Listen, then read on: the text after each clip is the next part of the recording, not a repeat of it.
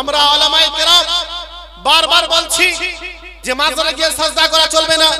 আমাদের ইমাম আহলে সুন্নাত আলা হযরত আজিমুল বারাকাত মুজাদ্দিদে দ্বীন ও মিল্লাত শাহ ইমাম আহমদ রাজা ফাজিলে বেরেলভী রাদিয়াল্লাহু তাআলা একটি কিতাব রচনা করেছেন আয-যুবদাতুজ যাকিয়া লিতাহরিমি সুজুদিত তাহিয়া, যে মাজারে গিয়ে সাজদা করা যাবে না। কোন নবীকে আমাদের শরীয়তে নবীকেও সাজদা করা যাবে না। নবীকেও, আমাদের যে নবী সম্মানার্থে নবীকেও সাজদা করা হারাম। আমাদের নবীর থেকে সম্মানীয় সৃষ্টি জগতে আছে কেউ আছে? কোন নবী আমাদের নবী থেকে সম্মানিত না, সবচেয়ে বেশি সম্মানিত আমাদের নবী।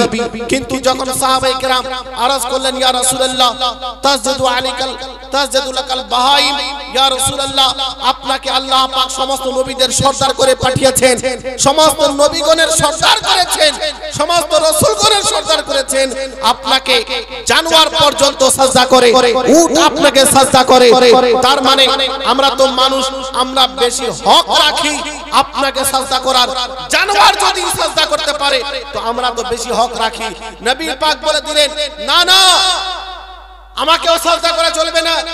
লাউ আমারতু আহাদান আইয়াসজুদা লি আহাদ, আমি যদি কাউকে সাজদা করার অনুমতি দিতাম আমার শরীয়তে, লা আমারতুল মারআতা আন তাসজুদা লি যাওজিহা, তাহলে মহিলাদের নির্দেশ দিতাম তারা যেন নিজের স্বামীদেরকে সাজদা করে।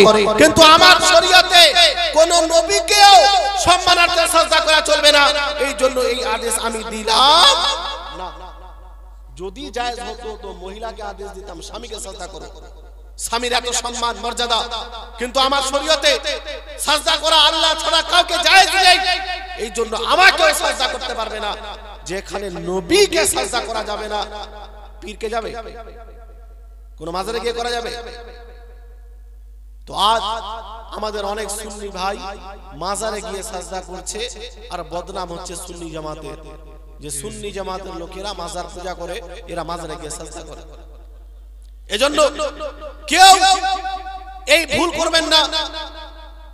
একটি কথা বলে দিই, সম্মানার্থে সাজদা করা এটা হারাম, শিরক নয়।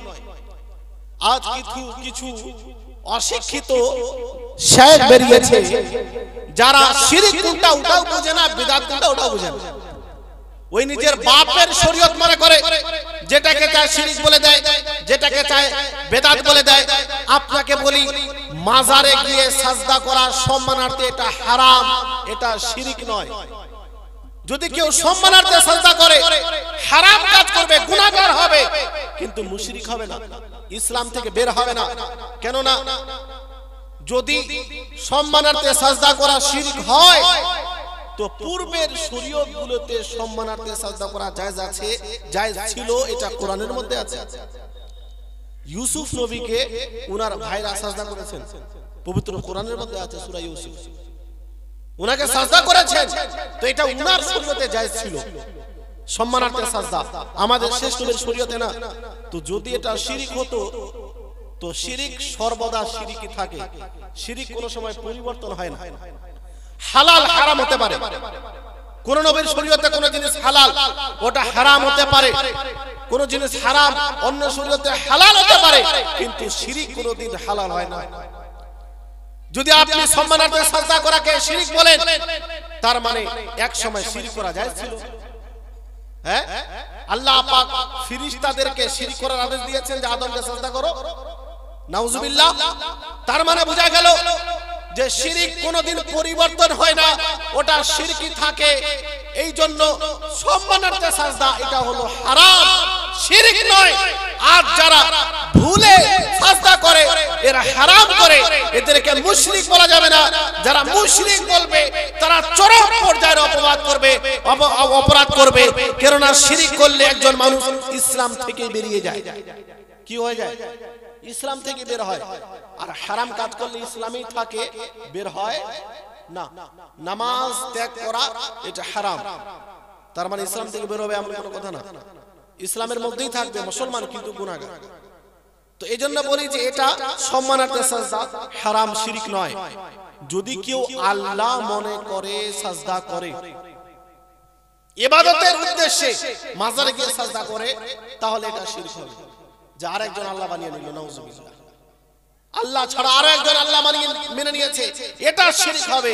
যখন খোদা মনে করে ইবাদতের উদ্দেশ্যে সাজদা করবে, এমনিতে সাজদা করলে শিরক হবে না, এটা হারাম হবে, কমপক্ষে হারাম। এজন্য সাজদা করা টোটালি চলবে না। মাজারে যান, সাজদা করবেন না।